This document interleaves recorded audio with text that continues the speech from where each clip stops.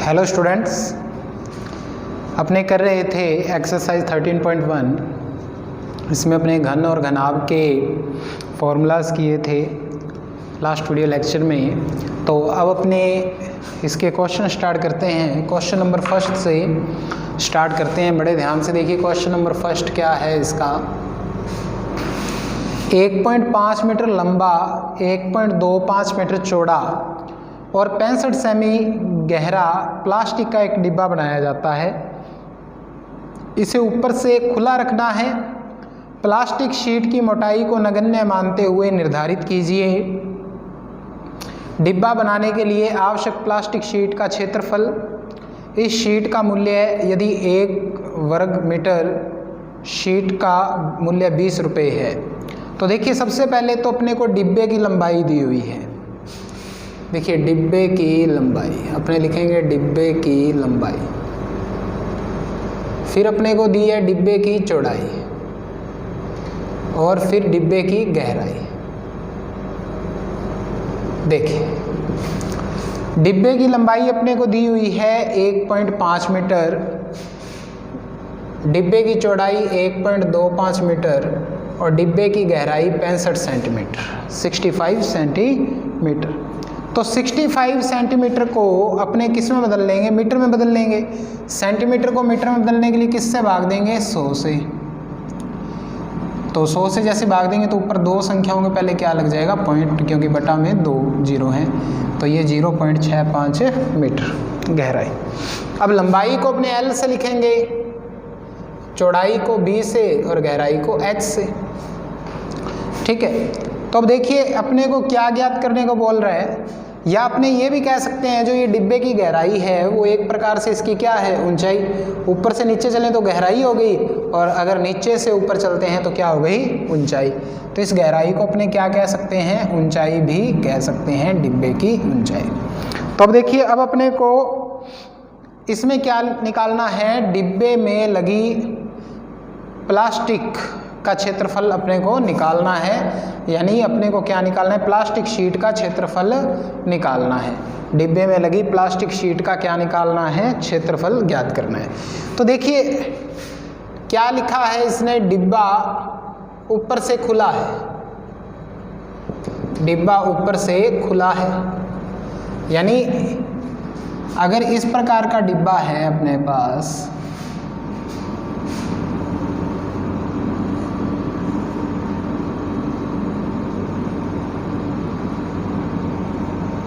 ये डिब्बा है, ये इसकी लंबाई है 1.5 मीटर, ये चौड़ाई है 1.25 मीटर और ये इसकी ऊंचाई कह लो या गहराई कह लो 0.65 मीटर।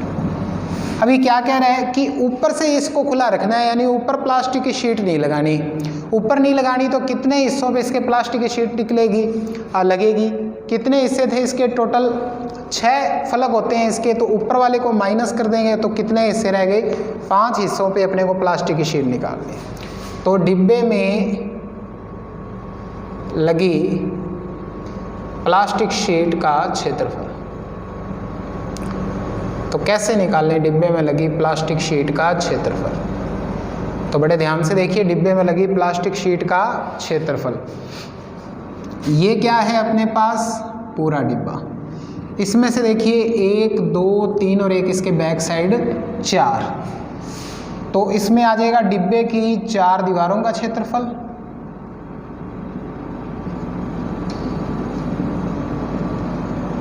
प्लस डिब्बे के फर्श का क्षेत्रफल या आधार का क्षेत्रफल, ये भी कह सकते हैं। डिब्बे के आधार का क्षेत्रफल या फर्श का क्षेत्रफल। क्यों अपने लिखा? देखो 4 दीवारें, 1 2 3 और 4, और फर्श ये नीचे वाला हो गया, तो 5 हिस्से हो गए। क्योंकि ऊपर वाला खुला रखना है इसलिए अपने संपूर्ण पृष्ठ का क्षेत्रफल इसमें नहीं लगाएंगे।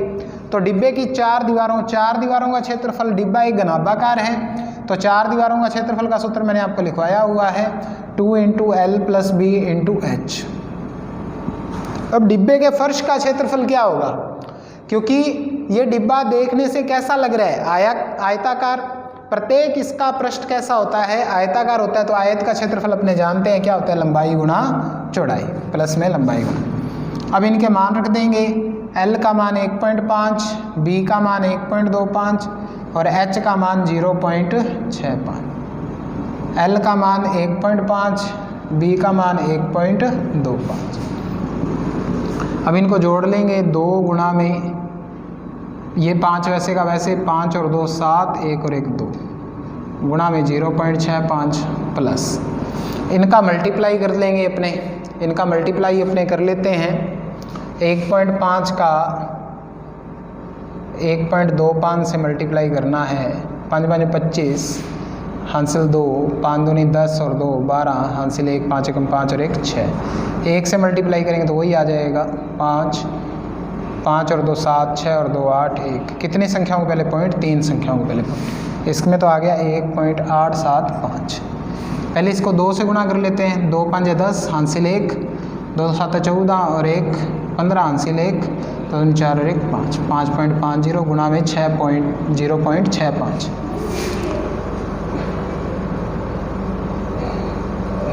6 को 5.50 से गुणा करते हैं, 5 5 25, हासिल 2, 5 6 30 और 2 32, ये भी 325 बन जाएगा। 5 और 2 7, 3 और 2 5 3। अब इसमें देखिए 1 0 थी तो 1 0 भी आ जाएगी मल्टीप्लाई में, अगर यहाँ पे 0 लेके चलते हैं तो, ठीक है। और कितनी संख्याओं के पहले पॉइंट हो गया, 2 संख्याओं के पहले ये पॉइंट, 2 के पहले ये, 4 के पहले पॉइंट आ गया। यानी इसका मल्टीप्लाई अपने पास कितना बना, 3.575 प्लस 1.875। अब इनको जोड़ेंगे, 5 और 5 10, हासिल 1, 7 और 7 14 और 1 15, हासिल 1, 8 और 5 13 और 1 14, हासिल 1, 3 और 1 4 और 1 5, 5.450 वर्ग मीटर स्क्वायर। इतने अपने को प्लास्टिक शीट का क्षेत्रफल चाहिए। प्लास्टिक शीट चाहिए, क्यों चाहिए, क्योंकि कहाँ कहाँ लगानी है, डिब्बे की चारों दीवारों और डिब्बे के फर्श पर, यानी ऊपर वाले हिस्से को खाली छोड़ना है।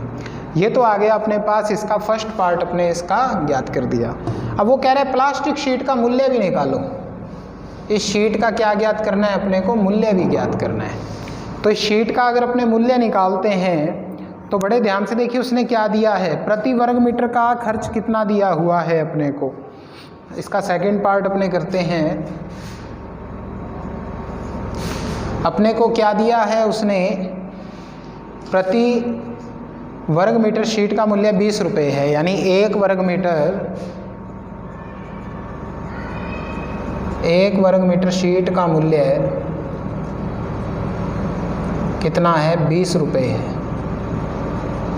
तो 5.450 वर्ग मीटर शीट का मूल्य, 5.450 गुणा में 20, गुणा कर लो, ये 0 0 2 0 तो वैसे की वैसे, 5 दूनी 10, हासिल 1,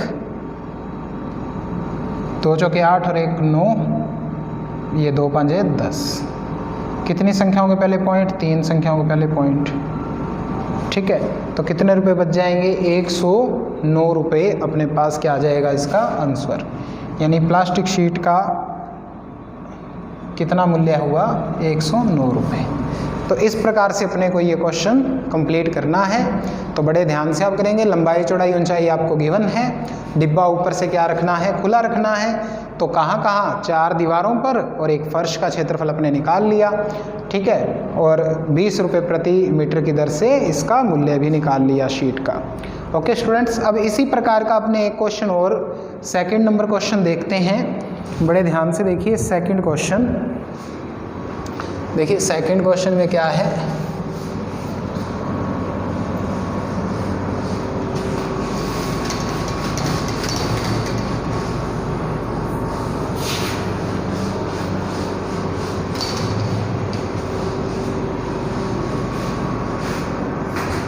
अब इसके बाद अपने करते हैं इसका सेकंड क्वेश्चन। सेकंड क्वेश्चन में क्या कह रहे हैं, एक कमरे की लंबाई चौड़ाई ऊंचाई क्रमशः 5 4 और 3 मीटर है। सेकंड क्वेश्चन में कह रहा है कमरे की लंबाई L बराबर में 5 मीटर, कमरे की चौड़ाई B बराबर में 4 मीटर, कमरे की ऊंचाई H बराबर में 3 मीटर। अब बड़े ध्यान से देखिए क्या कह रहा है इसमें। 7.50 रुपये प्रति मीटर स्क्वायर की दर से इस कमरे की दीवारों और छत पर सफ़ेदी करवाने। देखो कहाँ कहाँ कह रहे हैं, कमरे की दीवारों और छत पर सफ़ेदी करवाने का व्यय।